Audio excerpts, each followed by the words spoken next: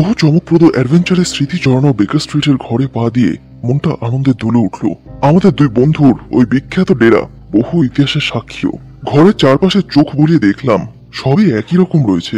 দেওয়ালে সেই scientific chart ঝুলছে, একইভাবে রয়েছে অ্যাসিড পোড়া সেই কেমিক্যাল বেঞ্চ। এক কোণে বেহালার বাক্সটিও দাঁড় করানো অপরিবর্তিত ভঙ্গিতে। নিতান্ত হাস্যকর ভাবে কয়লা রাখবার ধাতব পাত্রে হোমসের বিখ্যাত পাইপ আর তামাক দেখছি, আর নানা স্মৃতিচিত্র ভেসে উঠছে মানসপটে। হোমসের নতুন ছোকরা চাকর বিলি এখন ওই ঘরে তার বিচ্ছিন্ন একক জীবনের একমাত্র সঙ্গী। কিরে, কেমন আছিস তোরা? ঘরের কিছু তো পাল্টায়নি। তোর মনিবের কি খবর জিজ্ঞেস করলাম আমি। শোবার ঘরের বন্ধ দরজার দিকে তাকিয়ে বিলি হাসি মুখে বলে উঠল, ঘুমোচ্ছেন। গ্রীষ্মের এই ফুরফুরে সন্ধ্যায় হোমস দরজা বন্ধ করে ঘুমোচ্ছে। খবরটা আমার কাছে চমকে ওঠার মতো কিছু নয়। তার মতো বিদঘুটে স্বভাবের মানুষের পক্ষে সবকিছুই সম্ভব। জিজ্ঞেস করলাম, খাটনি যাচ্ছে খুব? হাতে নতুন কেস এসছে নিশ্চয়ই? বিলি বলল, হ্যাঁ, খুব খাটছেন, কিছু মুখে তুলছেন না। মিসেস হাডসন ডিনার খাওয়ার কথা জানতে চেয়েছিলেন, বললেন পরশু 7:30 আগে নয়। হাতে কেস এলে তাই তো করেন, খাওয়ার শোয়ার সময় কোনো ঠিকই থাকে না। বললাম, ও বরাবরই ওই রকম। মনে হচ্ছে কারো পিছু নিয়েছেন। বিলি বলল, কাল বেরিয়েছিলেন বেকার শ্রমিকের বেশ নিয়ে, আজকে ফিরলেন বুড়ির বেশে। একেবারে নিখুঁত ছদ্মবেশ। ওই দেখুন না, বুড়ির হাতে ছাতা। বলে বিলি সোফার গায়ে হেলান দেওয়া একটা মেলি ছাতার দিকে আঙুল দেখিয়ে মিটমিটি হাসতে লাগলো। বুড়ির বেশে কেন রে? নিচু স্বরে বিলি বলল, কাউকে বলবেন না, ক্রাউন ডায়মন্ড কেস। ওরে বাবা, ও যে লাখো পাউন্ডের দামের হলদে হিরে। বিলি উৎসাহিত হয়ে বলল, প্রাইম মিনিস্টার আর হোম সেক্রেটারি নিজে এসেছিলেন, ওই সোফায় বসে কটার কাছ থেকে কথা আদায় করেছেন। হিরে বার করে দিতেই হবে। এরপরই আসেন লর্ড ক্যান্টালমিয়ার। চমকে উঠলাম নামটা শুনে। বটে, আচ্ছা তারপর? যাই বলুন, খুব খারাপ লোক। প্রাইম মিনিস্টার আর হোম সেক্রেটারির একেবারে উল্টো ব্যবহার। তার ধারণা মিস্টার হোমসকে দিয়ে হিরে খোঁজার কাজ টাজ হবে না, যেন মিস্টার হোমস হেরে গেলেই তিনি বাঁচেন। হেসে বললাম, তাহলে লর্ড ক্যান্টেলমিয়ারে দেখবি একদিন মুখে ঝামা ঘষে দেবে হোমস। হ্যাঁ রে বিলি, জানলায় ওই পর্দাটা কিসের? বিলি হেসে উঠে বলল, ওর আড়ালে একটা মজার জিনিস আছে। দিন তিনেক আগে মিস্টার হোমস ঝুলিয়েছিলেন। বলতে বলতে পর্দাটা টেনে সরিয়ে দিল। সঙ্গে সঙ্গে বিষম চমকে চিৎকার করে উঠতে গিয়ে সামলে গেলাম। স্বয়ং শার্লক হোমসের অবিকল একটা নকল মূর্তি, একই রকম ড্রেসিং গাউন পরানো, এমন ভাবে বসানো যেন জানলার ধারে বসে ঘাড় হেঁট করে বই পড়ছে কোনো। মূর্তির মুন্ডুটা খুলে নিতে নিতে বিলি বলল, মাঝে মাঝে মুন্ডুটা ঘুরিয়ে বসাই, যেন দেখলে মনে হয় জ্যান্ত মানুষ সত্যি সত্যি মাথা ঘুরিয়ে নিচ্ছে। তবে খড়খড়ি বন্ধ থাকলেই ওসব করি অবশ্য। মনে পড়লো এই ধরনের জিনিস এর আগেও একবার কাজে লাগানো হয়েছিল। বললাম সেই কথা বিলিকে। এবারে উৎসাহিত বিলি জানলার পর্দা টেনে তুলে বলল, ওই দেখুন, একটা লোক ওই দিকের জানলায় বসে এদিকে নজর রেখেছে। দেখবার জন্য সবে পা বাড়িয়েছি, এমন সময় শোবার ঘরের দরজায় শব্দ হলো। তাকিয়ে চোখে পড়ল হোমসের দীর্ঘ শীর্ণ মূর্তি। মুখ ফ্যাকাশে, কিন্তু আগের মতোই প্রাণবন্ত ক্ষিপ্র।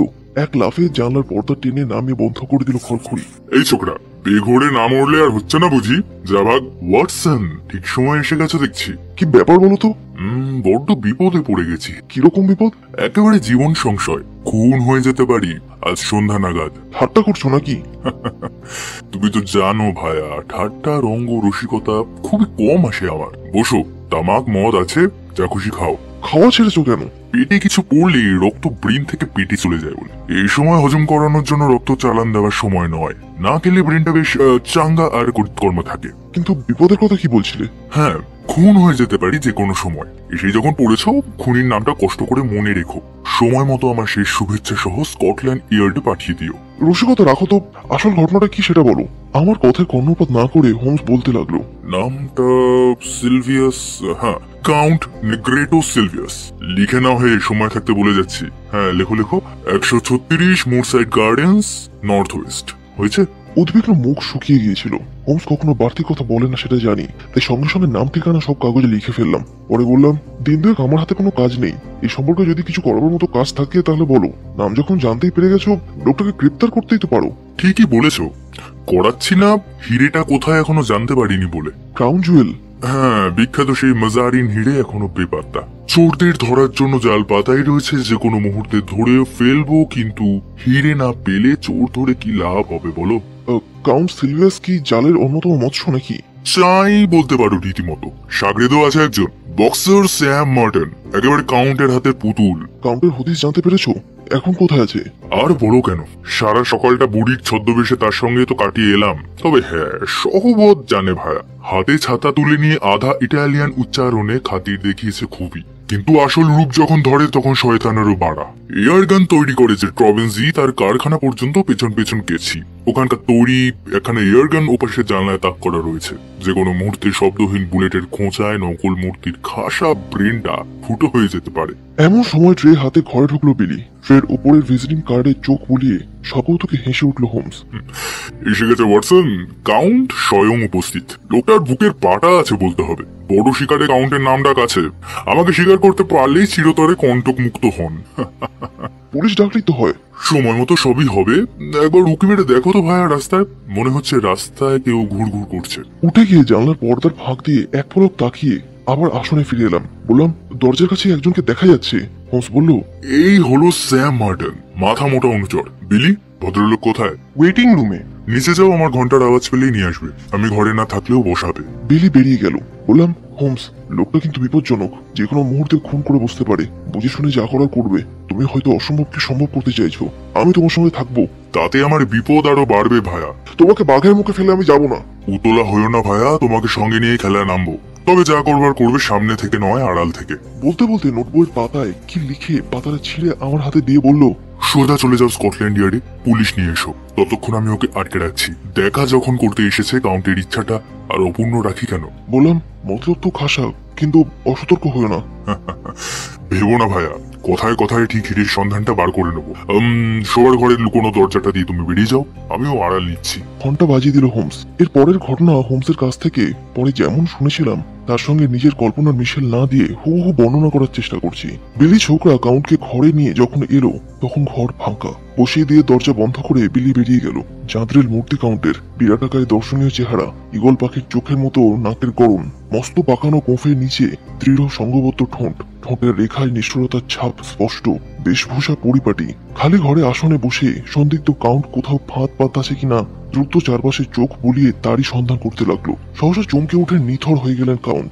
চোখ পড়েছে জানলার দিকে।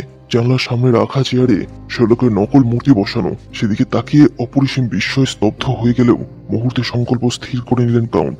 কঠিন হয়ে উঠল চোখের দৃষ্টি তার। চোয়াল চোয়ালে চেপে বসলো। নিঃশব্দে উঠে দাঁড়ালেন তিনি। ফাঁকা ঘরে পলকে দৃষ্টি বুলিয়ে নিলেন। তারপর হাতের লাঠিখানা মাথার উপরে তুলে শিকারী বিড়ালের মতো পাটা ধীরে ধীরে টিপে টিপে এগিয়ে গেলেন মূর্তির পেছনে। হোমসের মূর্তির মাথায় লাঠির আঘাত নেমে আসার ঠিক আগের মুহূর্তেই পিছনের শোবার ঘরে দরজা খুলে আবির্ভূত হলো হোমস। শ্লেষ মাখা শীতল কণ্ঠ শোনা গেল তার। কাউন্ট করছেন কি? ভাঙবেন না দয়া করে। ভেবাচেকা খেয়ে মাথার উপরে লাঠি উঁচিয়ে রেখেই তড়াক করে ঘুরে দাঁড়িয়ে গেলেন কাউন্ট। এমন ভাবে সামনে পা বাড়ালেন যেন নকল ছেড়ে আসল মূর্তির মাথারই লাঠিটা বসাবার মতো করছিলেন। কিন্তু হোমসের নিষ্পলক চোখের বিদ্রুপ মাখা দৃষ্টির মধ্যে যেন জাদু ছিল। ধীরে ধীরে লাঠিটা নামিয়ে নিলেন তিনি। জানলায় বসানো নকল মূর্তির দিকে পা বাড়িয়ে হোমস বলল, ফ্রেঞ্চ মডেল শিল্পী ট্যাভার্নিয়ারের কীর্তি। মূর্তিটা তারই তৈরি। খাসা বানিয়েছে। কি বলেন? চেয়ার টেনে বসুন কাউন্ট। দাঁড়িয়ে আছেন কেন? যন্ত্রচালিতের মতো আসন গ্রহণ করলো কাউন্ট। হোমস বলল, ধন্যবাদ। টুপি আর লাঠি পাশের টেবিলে রাখুন। ইচ্ছে হলে রিভলভারটাও বার করে নিয়ে বসতে পারেন।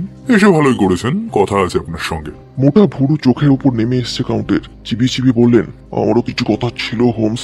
সেই সঙ্গে ইচ্ছা ছিল মাথাটা ছাতু করে দেওয়ার। কথার মধ্যে টেবিলে পা তুলে দিল হোমস। বলল, সময় যায়নি, কিন্তু আমাকে নিয়ে হঠাৎ এত ব্যস্ত হওয়ার কারণটা জানতে পারি?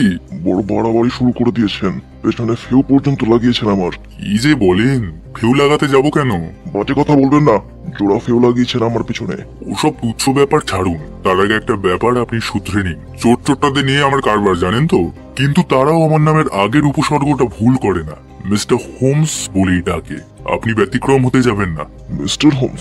ধন্যবাদ। এবারে বলছি শুনুন। যাদের ফেউ বলে মনে করছেন তারা ফেউ নয়। ঘৃণায় মুখ বিকৃত করে কাউন্ট বললেন, আমার চোখকে ধুলে দেওয়া অত সহজ নয়। গতকাল এক স্পোর্টিং বুড়ো পিছনে লেগেছিল। আজ লেগেছিল এক বুড়ি। সারাক্ষণ ঘুরঘুর পড়েছে আমার পিছনে। আপনার মুখে প্রশংসা শুনে ভালোই লাগছে কাউন্ট। ধন্যবাদ। একটা কথা আপনাকে মনে করিয়ে দিই। ফাঁসির দড়িতে ঝোলার আগে ব্যারন ডলসন আক্ষেপ করে বলেছিলেন, আইনকে আমি যেমন অনেক দিয়েছি, মঞ্চকে তেমনি বঞ্চিত করেছি। আমারও ওই কথা বলতে ইচ্ছে করছে। আপনার অভিনয় প্রতিভা আপনি স্বীকার করলেন। ফেউ দুজন, আমি নিজেই। চমকে উঠলেন যেন কাউন্ট কথাটা শুনে। আপনি? ওই তো, তাকিয়ে দেখুন, সোফার গায়ে হেলান দেওয়া রয়েছে বুড়ির ছাতাটা। চিন্তা অসুবিধা হবে না আপনার। নিজের হাতে করে আমার হাতে তুলে দিয়েছিলেন। ভ্রুকুটি কুটিল চোখে তাকিয়ে কাউন্ট বলে উঠল, তাহলে নিজেই স্বীকার করলেন আমার পেছনে লেগেছেন। কিন্তু কারণটা কি জানতে পারি? হোমস সহসা জিজ্ঞেস করলো। আলজেরিয়ায় তো আপনি সিংহ শিকার করতেন। হ্যাঁ, করতাম। তো কেন করতেন বলতে পারবেন? এক মুহূর্ত নীরব থেকে কাউন্ট বললেন, উত্তেজনার আনন্দ উপভোগ করবার জন্য। শিকারে বিপদের স্বাদ পাওয়া যায়। আরো একটা কারণ আছে, দেশ থেকে উৎপাতকে দূর করা। তা তো বটেই। তাহলে বলি, আমার উদ্দেশ্যটা অভিন্ন। দম দেওয়া পুতুলের মতো তড়াক করে লাফিয়ে উঠে হিপ পকেটে হাত দিলেন কাউন্ট। অত উতলা হবেন না মশাই, বসে পড়ুন বসে পড়ুন। আমি জানি ওখানে আরেকটা পিস্তল আছে।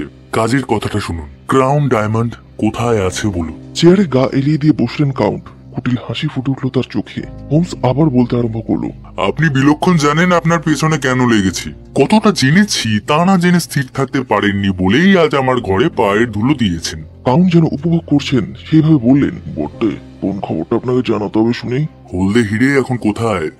তা আমি করে জানবো। চোখে দৃষ্টি তীক্ষ্ণ হয়ে উঠল হোমসের। আপনি জানেন, মিছে ধাপ্পা দেওয়ার চেষ্টা করবেন না। আমাকে চিনতে ভুল না করলেই খুশি হব কাউন্ট। আমার চোখের সামনে আপনি কাঁচ ছাড়া আর কিচ্ছু না, ভেতর পর্যন্ত দেখতে পাচ্ছি। তাহলে আর জানতে চাইছেন কেন? জেনেই যখন গেছেন হিরেটা কোথায় খুঁজে নিন। কৌতূহল তরল কণ্ঠে হোমস বলল, চমৎকার। তাহলে স্বীকার করলেন আপনি জানেন। কথা না বাড়িয়ে পথে আসুন কাউন্ট, না হলে বিপদ এড়াতে পারবেন না। কাউন্ট কোনো জবাব না দিয়ে তাচ্ছিল্যের সঙ্গে কড়িকাঠের দিকে তাকিয়ে রইলেন। হোমস পলকহীন চোখে এক মুহূর্ত তার দিকে তাকিয়ে দেখলো। তারপর টেবিলের ড্রয়ার টেনে একটা নোট বই বার করে আনলো, সামনে তুলে ধরে বলল, এর মধ্যে যা আছে শুনলে অমস্থির হয়ে বসে থাকতে পারবেন না কাউন্ট। কি আছে ওতে? আপনি। আমি? মানে একথার অর্থ কি? এ বইয়ের পাতায় পাতায় লেখা আছে আপনার নোংরা কীর্তিকলাপের বিবরণ। মুহূর্তে চোখ ঝলসে উঠল কাউন্টের। কঠোর স্বরে বললেন, হোমস ভুলে যাবেন না আমার সহ্যের একটা সীমা আছে কিন্তু। হোমস একই ভাবে বলে চলল, এর মধ্যে বাদ পড়েনি কিছু। মিসেস হ্যারাল্ডের মৃত্যুর আসল ঘটনা পর্যন্ত। কি করে আপনি ব্রাইমার এস্টেটের মালিকানা হাতিয়ে জুয়ো খেলে সব উড়িয়ে দিয়েছেন। তারপর ধরুন মিস মিন্নি ওয়ারেন তারের পুরো জীবন কাহিনীও পাবেন। আরো শুনবেন 1882 সালে 13 ফেব্রুয়ারি রিভিয়ারা গ্রামে ডিলাক্স ট্রেনে ডাকাতির ঘটনা। আবার একই বছরের ক্রেডিট লাইনেসে জাল চেকের ব্যাপারটা। ওখানে ভুল করে ফেলেন কিন্তু। ধন্যবাদ। তাহলে আগের জায়গাগুলো তো ভুল করিনি কাউন্ট। আপনাকে আর বাড়তি কি বলবো। আপনি ভালোই জানেন তুরুপের তাস প্রতিপক্ষের হাতে গেলে নিজের হাতের তাস দেখিয়ে দেওয়াই ভালো, সময় ও পরিশ্রম বাঁচে। সবই বুঝলাম, কিন্তু হলদে হিটের সঙ্গে এসবের কি সম্পর্ক? আপনার কোনো কীর্তি অজানা নেই আমার। এই ক্রাউন ডায়মন্ড নিয়ে আপনার মাথা মোটা লড়াকু অনুচরটিকে সঙ্গী করে যা যা করেছেন সমস্তই। বলে যান, কান আছে শুনে যাচ্ছি আমি। অত ছটফট করবেন না কাউন্ট। যে গাড়োয়ান আপনাকে হোয়াইট হলে নিয়ে গিয়েছিল আর যার গাড়িতে আপনি ফিরে এসেছিলেন, দুজনকে আমি পেয়ে গেছি। তারপর ডায়মন্ড কেসের কাছে আপনাকে যে দারোয়ান ঘুরঘুর করতে দেখেছিল তার জবানবন্দিও আমি আদায় করেছি। এই খাতাতেই রয়েছে সব। খেল আপনার ফুরিয়েছে কাউন্ট। বাকিটা শুনে রাখুন। কেটে আকৃতি পাল্টানোর জন্য হিরেটা ইফি স্যান্ডার্সের কাছে নিয়ে গিয়েছিলেন। ইফি রাজি হয়নি। এখন সেই ইফি আমার ইনফর্মার। কাউন্টের ভিতরের প্রবল উত্তেজনা আর চাপা থাকলো না। অস্থিরভাবে দু হাত মুঠো পাকিয়ে লাফিয়ে উঠতে গিয়েও সামলে নিলেন নিজেকে। কিছু বলতে চেষ্টা করলেন, কিন্তু গলার স্বর ফুটলো না। বোঝা গেল তা শুকিয়ে কাঠ হয়ে গেছে। হোমস বলল, সপ্তাহে আপনাকে দেখিয়ে দিলাম। কেবল একটা বাদ আছে, যেটা পাচ্ছি না। ডায়মন্ড সাহেব। পাবেন না কোনো কালই ওটা। গলার স্বরের কাঁপন গোপন করতে পারলেন না কাউন্ট। পাবো না বলছেন? তাহলে একটা রফায় আসা যাক। হলদে হিরে পাওয়া না গেলে আপনার আর স্যাম মর্টনের 20 বছর জেল হয়ে যাবে। তাতে আপনার লাভ লোকসানের হিসেব আপনি করবেন, কিন্তু যদি হিরেটা বার করে দেন আপনার কেশাগ্র স্পর্শ করব না। এবারে আমার দরকার হিরেটা, আপনাকে নয়। তবে নজর থাকবে যথারীতি। বেচাল কিছু চোখে পড়লে ছেড়ে কথা বলবো না। কাউন্ট নরম গলায় বললেন, যদি রাজি না হই? আগেই বলেছি, হিরে পাওয়া না গেলে ধরবো আপনাকে। এই সময় বিলি এসে দাঁড়ালো দোরগোড়ায়। হোমস তার দিকে তাকিয়ে বলল, বিলি, হত্যা চেহারার একটা লোককে দরজার সামনে দেখতে পাবে, দাঁড়িয়ে আছে। তাকে উপরের দিকে আসতে বলে দাও। কাউন্ট, আজকের আলোচনায় স্যাম মর্টনের হাজির থাকা দরকার। বিলি বলল, যদি আসতে না চায়? বলবে কাউন্ট সিলভিয়াস কথা বলতে চান। বিলি মুহূর্তে অদৃশ্য হলো। কাউন্ট দরজা থেকে চোখ বুলিয়ে নিয়ে বললেন, কি করতে চাইছেন কি আপনি? হোমস শীতল কণ্ঠে বলল, ওয়াটসন কিছুক্ষণ আগেও এখানে ছিল। তাকে যা বলেছি সে কথাই শোনাচ্ছি হুবহু। বলেছি একটা হাঙর আর একটা বাজন, দুটো এখনই আমার জালে ধরা দিতে আসবে। তড়াক করে লাফিয়ে উঠে কর্নেল বুক পকেটে হাত দিতেই হোমস তার ড্রেসিং গাউনের তলা থেকে টেনে বের করলো নিজের মৃত্যুর সঙ্গে অস্ত্রটা।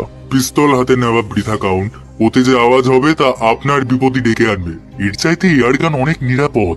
এই সময় ঘরের সামনে উপস্থিত হলো স্যাম মার্টন। ঘরের ভেতর চোখ পড়তেই ফ্যাকাশিকা খেয়ে দাঁড়িয়ে পড়লো।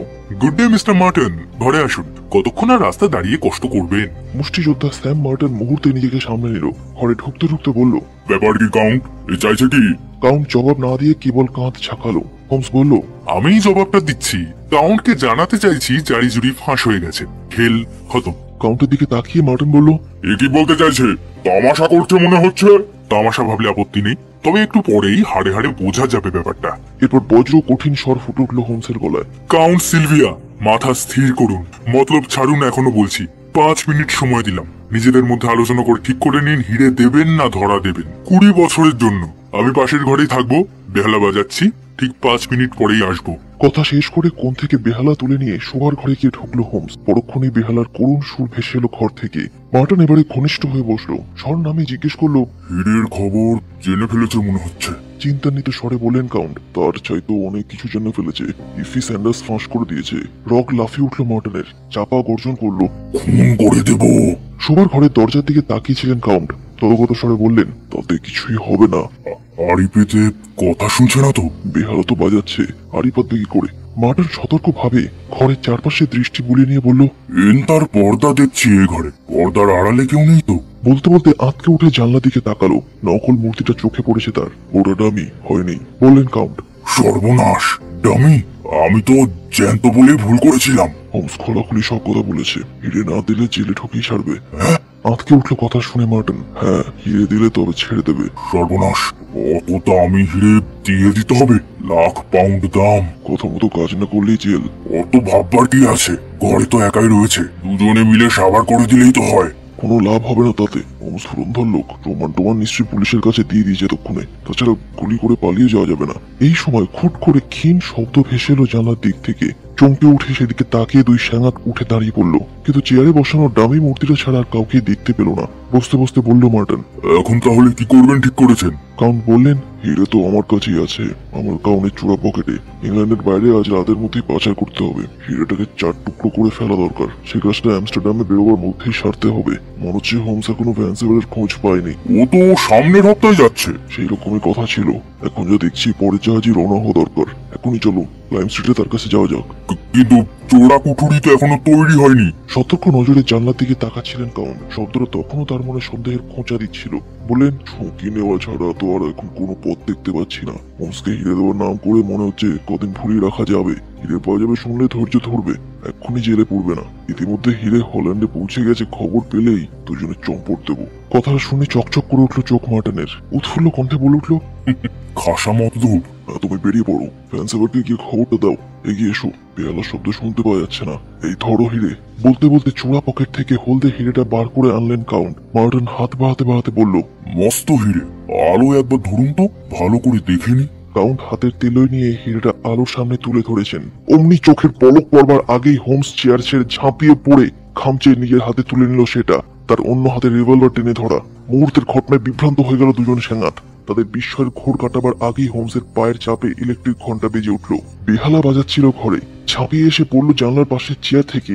ডামি মূর্তিটা জীবন্ত হয়ে উঠল কিনা এই অবিশ্বাস্য ব্যাপারটাই বিহবল করে দিয়েছিল কাউন্ট আর মার্টনকে।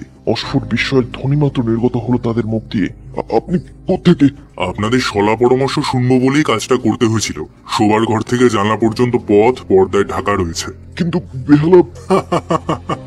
হ্যাঁ বেহালা বলে হেসে উঠল হোমস। ও তো বেজেই চলবে। গ্রামাফোনের মামুলি একটা রেকর্ড, হালের একটা বিস্ময়কর আবিষ্কার, খুবই সুফল দেয়, কি বলেন? হোমসের কথা শেষ হওয়ার সঙ্গে সঙ্গে হুড়মুড় করে একদল পুলিশ এসে ঢুকে পড়লো ঘরে। পলকের মধ্যে আসামিদের হাতে হাতকড়া পরিয়ে টানতে টানতে নিয়ে গেল তারা। সঙ্গে সঙ্গে হাতে ট্রে নিয়ে ঘরে ঢুকলো বিলি। ট্রের উপরে কার্ড। লর্ড ক্যান্টেলমিয়ার দেখা করতে এসেছেন। বলতে বলতে হালকা পায়ে ঘরে ঢুকে আমি চেয়ার টেনে বসলাম। হোমস সকৌতুকে বলল, হিরে পেয়েছি বলে ফেলো না যেন। লোকটাকে নিয়ে একটু মজা করা যাক। যাও বিলি, পাঠিয়ে দাও। একটু পরেই ঘরে ঢুকলো লর্ড। সোল্লাসে বলে উঠল হোমস, আসুন আসুন লর্ড ক্যান্টেলমিয়ার। ভদ্রলোক আসন নেওয়ার আগেই হোমস এগিয়ে এসে বলল, বাইরে প্রচন্ড শীত আছে তাই না? ওভারকোটটা খুলে রাখুন। আচ্ছা, আমি সাহায্য করছি। লর্ডের অনিচ্ছাতেই একরকম নাচর বান্দার মতো হোমস কোটের হাতায় হাত রাখলো। হাতাটা এক ঝটকায় সরিয়ে দিয়ে লর্ড মশাই বলে উঠলেন, আমি এখানে ফালতু সময় নষ্ট করতে আসিনি। কেবল আপনার দৌড়টা কতদূর পৌঁছালো তারই খবর নিতে এলাম। নিশ্চয় কোনো পাত্তা করতে পারেননি। অবশ্য পারবেনও না, জানতাম। কাজটা বড়ই কঠিন মিস্টার লর্ড, হাবুডুবু খেতে হচ্ছেন তার। আমি আগেই জানতাম, তবুও তো হাম্বড়োয়া ভাব ছাড়েন না। কি করবো বলুন, বুদ্ধিতে কুলিয়ে উঠছে না। এসে যখন পড়েছেন বসুন, একটা ব্যাপারে বুদ্ধি দিয়ে একটু সাহায্য করুন। লর্ড ক্যান্টেলমিয়ার খুশি হলেন হোমসের কথা শুনে। বলেন, পথে আসুন, কিন্তু বুদ্ধিটা আগে চাইলে কাজে লাগাতে পারতেন। যাই হোক, বলুন। চোর কে জানতে পেরে গেছি। কিন্তু হিরে চোরের বিরুদ্ধে সবচেয়ে বড় প্রমাণ কি দাঁড় করানো যায় বলুন তো? হিরে পাওয়া যাওয়াটাই চুরির বড় প্রমাণ। তাহলে বলছেন তাকে গ্রেপ্তারও করা যায়? এই মুহূর্তে হাসির মতো একটা রেখা দেখতে পেলাম তার মুখে, সেই সঙ্গে বলল, তাহলে স্যার দুঃখের সাথে বলতে হচ্ছে আপনাকে এই মুহূর্তে গ্রেপ্তার করা হোক। ক্রোধে অপমানে লর্ড ক্যান্টেলমেয়ারের মুখ পাল্টে গেল। ক্রুদ্ধ স্বরে বলে উঠলেন, মিস্টার হোমস, মাত্রা লঙ্ঘন করবেন না। আমি বরাবরই জানতাম পুলিশ ছাড়া হিরে উদ্ধার সম্ভব নয়। আপনার ওপর মূর্খরাই আস্থা রাখে। জাগিয়ে চলি। এক লাফে দরজা আটকে দাঁড়িয়ে হোমস বলল, এখনই কি? বসুন। অল্প সময়ের জন্য হীরা কাছে রাখা চাইতো বড় অপরাধ হলো এভাবে চলে যাওয়া। চুপ করুন তো মশাই। তাহলে ওভারকোটের ডান পকেটটা একবার যাচাই করেই যান। অসহ্য, কি বলতে চাইছেন আপনি? বললাম তো, ডান পকেটে একবার হাতটা ঢুকিয়ে দেখুনই না। এবার আর মুখে কথা শুনল না লর্ড মশাইয়ের। প্রকাণ্ড হলদে হিরেটা পকেট থেকে তুলে এনে ফ্যাল করে তাকিয়ে রইলেন। বিস্ময়ের ঘোর কাটিয়ে উঠে কোনো রকমে তোতলাতে বললেন, এই আবার কি কাণ্ড মিস্টার হোমস? একটু গাড়োয়ানি আর কি হয়ে গেছে লর্ড ক্যান্টেলমেয়ার। অভ্যাসটা পুরনো, নিঃসন্দেহে খুবই খারাপ অভ্যাস। আসলে ব্যাপারটা নিয়ে একটু নাটক করবার লোভ সামলাতে পারিনি। কোট খুলবার অছিলায় আসলে হিরেটা আমিই রেখেছিলাম আপনার পকেটে। মুখে উজ্জ্বল হাসি নিয়ে এবারে কথাগুলো শেষ করলো হোমস। বিস্ময় স্তব্ধ হয়ে কয়েক মুহূর্ত হিরেটার দিকে তাকিয়ে রইলেন লর্ড। তার মুখে উজ্জ্বল হাসির রেখা ধীরে ধীরে ফুটে উঠল। বললেন, ইয়ার্কি ঠাট্টার ব্যাপারগুলো খারাপ, তবে মেজারিন হিরেটাকে চাক্ষুষ দেখে আমি কিছুক্ষণ আগে আমার বলা কথাগুলো ফিরিয়ে নিচ্ছি। এবারে স্বীকার করছি, সত্যি আপনি অসাধ্য সাধন করতে পারেন, কিন্তু এটা কিভাবে সম্ভব হলো? হ্যাঁ, সম্ভব হলো, সে কথাই জানাবো সবিস্তারে, তবে এখন নয়, আপনার বন্ধুদের সঙ্গে নিয়ে বসে। কথা শেষ করে বিলিকে ডেকে পাঠালো হোমস। বিলি উপস্থিত হয়ে বলল, হ্যাঁ, লর্ড ক্যান্ডেলম্যারকে এগিয়ে দিয়ে এসো। আর শোনো, মিসেস হাডসনকে বলো আমার আর ওয়াটসনের জন্য ডিনার দিতে।